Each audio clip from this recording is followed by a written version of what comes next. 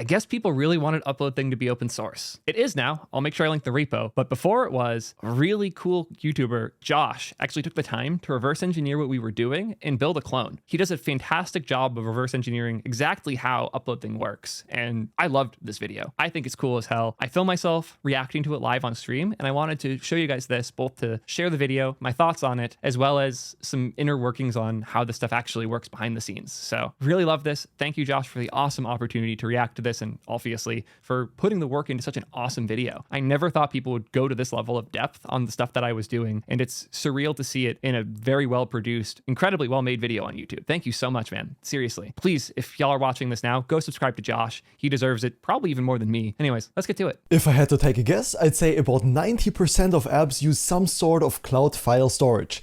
YouTube, Twitter, Instagram, they all have to store big files somewhere, and what you use for that is a cloud storage provider like AWS S3. Now, as a developer, the experience with those is pretty bad, and so what a fellow YouTuber Theo did is he implemented a service that makes it super simple as a developer to interact with a cloud storage provider, namely S3. To answer the question if a software architected like this can actually solve the big problem of file uploads for developers, we have to take a look at how they're trying to alleviate the problem in the first place. So what I decided to do is read through their source code and reverse engineer what is not public and build my own service just like theirs from the ground up to really get a good understanding of how this works conceptually and also technically. So we literally published it in the packages before, by the way. I don't know if anybody knows that, but I didn't bother clearing the source out in the published packages. You didn't even need to like reverse minify it or anything. The source was just there. Open sourcing's more a formality than anything. So I'm not surprised people did this. Somebody reverse engineering our packages to look into how it works is pretty dope. A YouTuber going this deep in and doing a video reverse engineering our shit is awesome. And like, if I don't immediately like and subscribe, I will feel like I'm not doing this man service, because that is so cool. Anyways. Let me get you up to speed in case you've been living under a rock. Upload Thing is a service made by Theo. Wait, if you don't know about Upload Thing, you're living under a rock?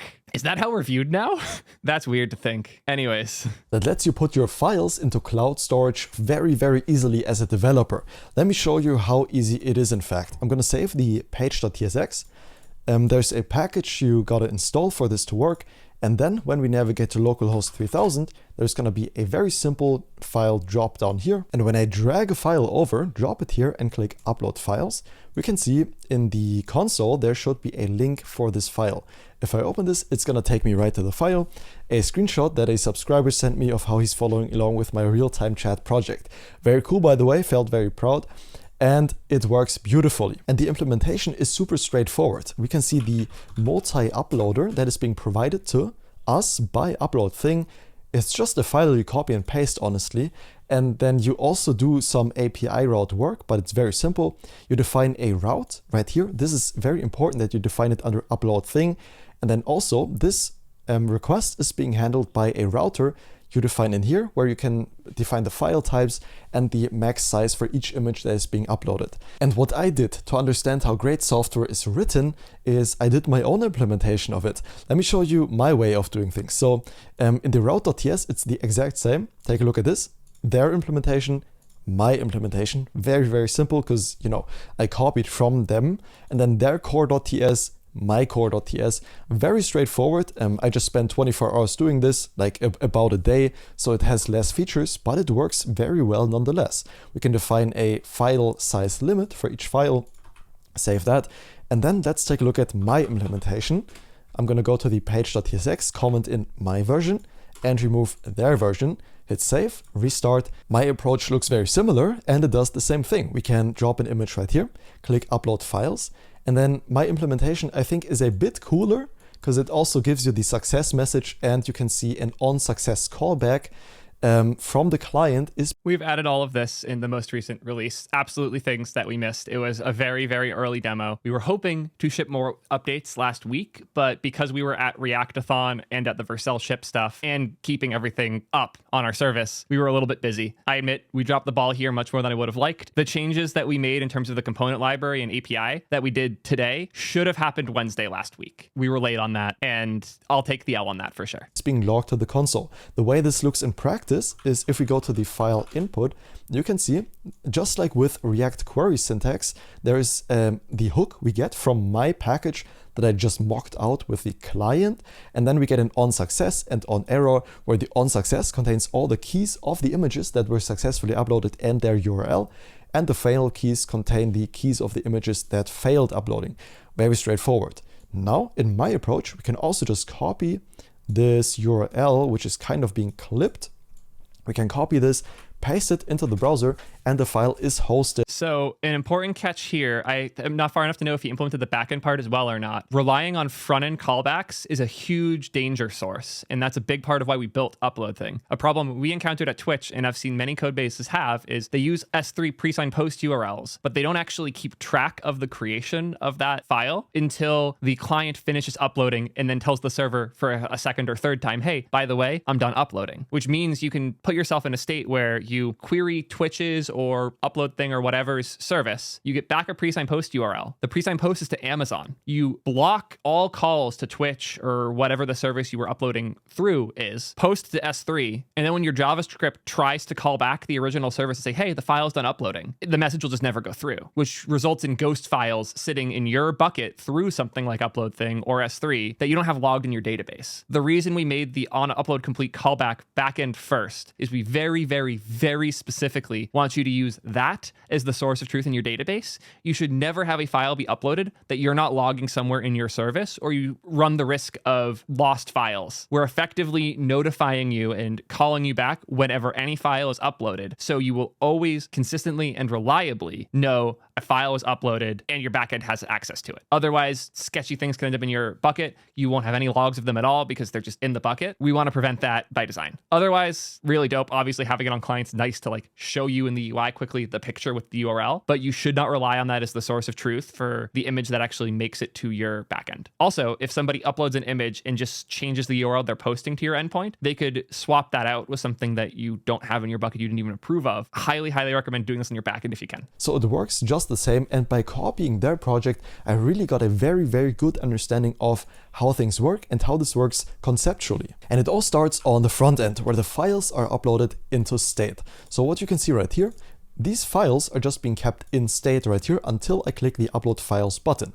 So for now, they're just being kept in state. And then whenever you click the upload button, these files are being sent to your server first.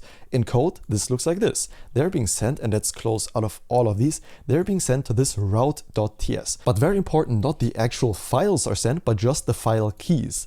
I was about to interrupt and point this out. This is one of the big things that we optimize for with Upload Thing is we don't want you to have to upload the files to your server, because then you have to eat the egress for that, both to send the files to your server and then to send them out to S3 after, which is a bunch of cost you shouldn't have to deal with. So we just send the metadata of the file to your endpoint to validate that this is within the expectations of what you're allowed to upload. And then we create a pre-signed post URL with that metadata to be sure that that is allowed. They're being sent to this route right here and then being handled by the post router that you define in your core.ts right here. This defines which file types you accept and also what the max limit for each file is. This router is then handling this under the hood. It's being abstracted away from you. That's the whole purpose. But essentially, you can enforce file limits. For example, in here, you do this server side because you cannot trust the client to do this. And then your server sends a request to my server or Upload Thing server. It's the same thing in this instance. And what my server does is generate an S3 policy. And what this S3 policy does is basically it contains a signature from me that later allows the client to upload to my S3 bucket, but it enforces the limits you have set in your server. And we can take a look at what this looks like in practice very easily. Because when we uploaded the file, I logged out the fields right here for you, and we can it's called decode. We can decode them right here in JSON Web Token and take a look at the actual policy. So what is being generated on my server is this right here. This is what we're using for the file upload later on the client side. Very important, the client cannot change these. It's just like a JSON Web Token. If they tried to, these would be invalid, and the upload to S3 with my credentials wouldn't work. And in here, we are enforcing the content length range of how many bytes one file can maximum be. And this is what you configured in your route right here as these 3 megabytes. That's what this is. And then it can also only start with an image slash. And this policy is then being sent back right here to the front end, so we can directly handle the file upload from here. So we got the policy on the front end. It looks a bit ugly. And then with the files and the policy, we can start the upload.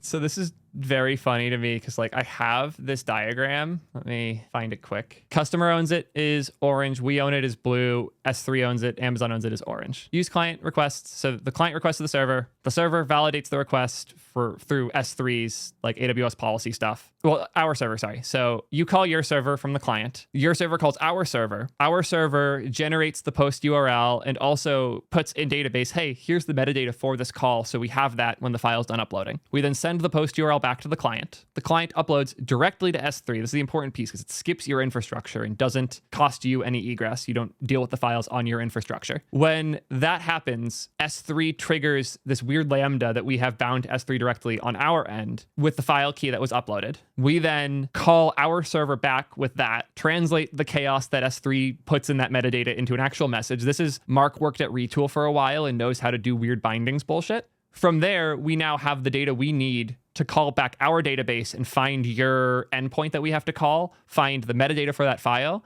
and the URL that we're actually posting it to. And then we use the data we had in database for that key to call your service back with that metadata. That all makes sense? The PNG for this is in the repo. I didn't see any reason to hide this information. We're not trying to obfuscate everything. It's really cool people figured out most of this already. But yeah, it's really cool. It's weird. Like I feel worse for not publishing this before because this poor Josh actually reverse engineered all of this himself and is doing like almost the exact same diagram here. But it's also really cool he succeeded in doing that. And I'm loving sitting here seeing people care enough to make the resources I didn't make. This is so validating. And yeah, huge shout out to Josh for this. Right from the client. This is secure because this, remember, the policy is signed, so the client cannot change it.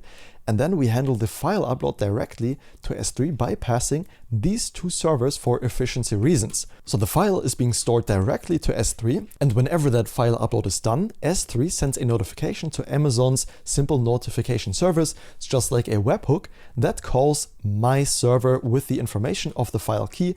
And then I can go ahead reverse engineer the whole thing and see which API key uploaded that file and add to their quota. For example, the file size that is also being passed in this webhook.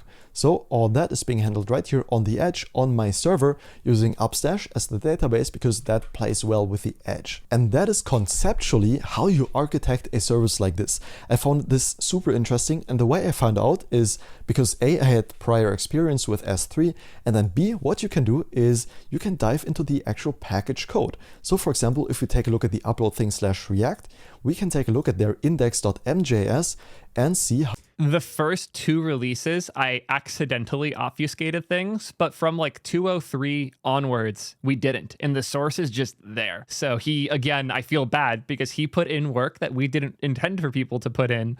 I was going to just give all these resources out. But it's really cool he built the resources we didn't provide. How they do things. I'm not going to bore you with implementation details, but for example, you can recognize this file state right here, the reset files. This is what I'm doing in my file input as well.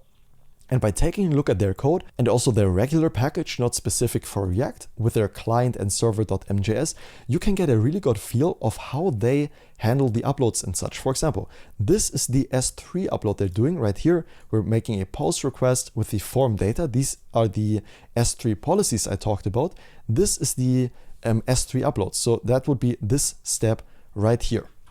And by reverse engineering their code and what's happening on their servers, you can tell a lot of how it works under the hood. And I just find it super interesting to really dissect on how great software is built and replicate it so you know how it's built as well. So do I... Oh, like this is a sketchy package we had just published and calling it great software. This is so cool. I love this. I'll let him finish the video so we can chat it after. Think a software that is architected like this, like Upload Thing or my software fixes file uploads, I think it does because it abstracts so much stuff away from the user. So in the end, you just have to worry about defining an endpoint with a router that defines the file types you accept, for example, and the maximum size.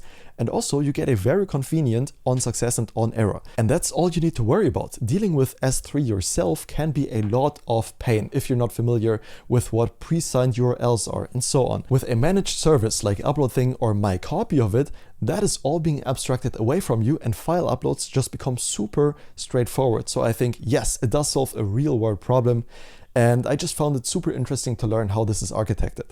Thanks very much for watching. That's all for today, and I'll see you in the next one. I loved every second of this. Make sure y'all go give a bunch of love and support to Josh for making this. It's funny because like he clearly gets the value here. Even though he's an S3 expert, he sees the value and gets it. So the person who matters here, which is Josh, who put a lot of work into this awesome video, he understands what we were doing. He thinks it's cool. He thinks it's cool enough to make a video about it. So I think this is dope.